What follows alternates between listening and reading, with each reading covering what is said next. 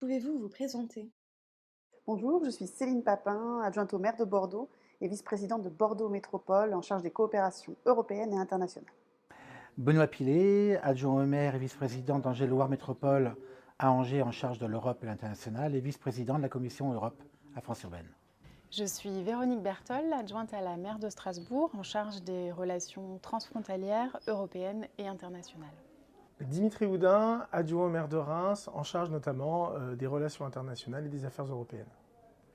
Je suis Sylvie Guéry-Gazeau, maire d'une des communes de l'agglomération de La Rochelle et vice-présidente en charge de la revitalisation des centres-bourgs, de l'international à travers les coopérations décentralisées, des fonds et projets européens particulièrement, et de l'égalité femmes-hommes pour la communauté d'agglomération de La Rochelle.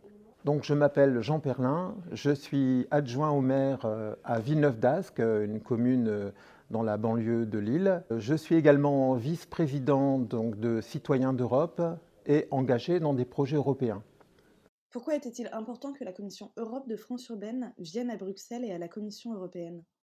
Déjà parce qu'entre élus convaincus et élus européens, il semblait important de se rapprocher d'institutions qui est un maillage important pour le financement sur nos territoires de projets emblématiques et de mieux comprendre les rouages pour celles et ceux qui avaient besoin de conviction pour remonter au niveau des exécutifs et qu'on ait tous un niveau identique avec aussi bien élus que techniciens de manière à avoir des partages in situ à la Commission européenne. Alors c'est très important que des élus locaux en charge des questions européennes puissent rencontrer la Commission européenne, puissent avoir un contact direct sur les programmes sectoriels, les programmes structurels. Avoir une information en direct, ça nous permet à nous de mieux l'expliquer ensuite dans les territoires et mieux la mettre en œuvre. Bruxelles est l'un des cœurs, bien entendu, des institutions européennes, et en particulier de la Commission européenne, qui est un interlocuteur incontournable, direct ou indirect, des collectivités, notamment au sujet des fonds européens. C'était important d'abord parce que c'est une évolution qui nous paraît essentielle de France urbaine aussi. C'était important aussi pour nous présenter donc les évolutions, puisque là on est suite au Covid et à la crise en Ukraine, on est quand même sur des transitions rapides, urgentes, auxquelles nos territoires doivent faire face. Et c'est vrai que cette journée et la journée d'hier d'accompagnement, de présentation sur les évolutions essentielles européennes sont importantes pour nous, surtout en préparation en plus des futures élections qui ne sont pas si lointaines aussi. Voilà.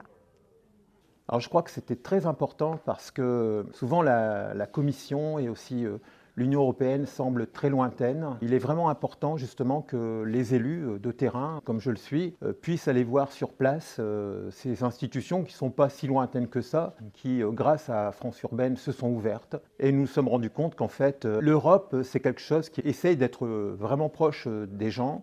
Les villes et les agglomérations ont aujourd'hui un rôle de plus en plus capital pour l'atteinte des objectifs fixés au niveau européen, notamment en matière de transition écologique. Et c'était particulièrement important pour nous de connaître les acteurs qui élaborent ces programmes européens et également de permettre à ces acteurs d'entendre les retours des territoires. Quels projets avez-vous pu financer sur votre territoire ou comptez-vous faire financer grâce à l'aide de l'Europe? Ils sont nombreux sur le territoire de la communauté d'agglomération de La Rochelle. Depuis très longtemps, nous sommes engagés avec l'Europe autour de tout ce qui est mobilité. Évidemment, puisque l'agglomération de La Rochelle a été la première à mettre des vélos en libre service en France et a toujours conduit de nombreuses expérimentations, y compris sur des véhicules sans chauffeur. Un gros financement qui est en train de voir le jour, c'est autour de Fonds FEDER, c'est tout le quartier de réaménagement de la gare et de l'entourage de la gare centrale de La Rochelle pour permettre justement beaucoup plus d'accessibilité, beaucoup plus d'ouverture vers le territoire.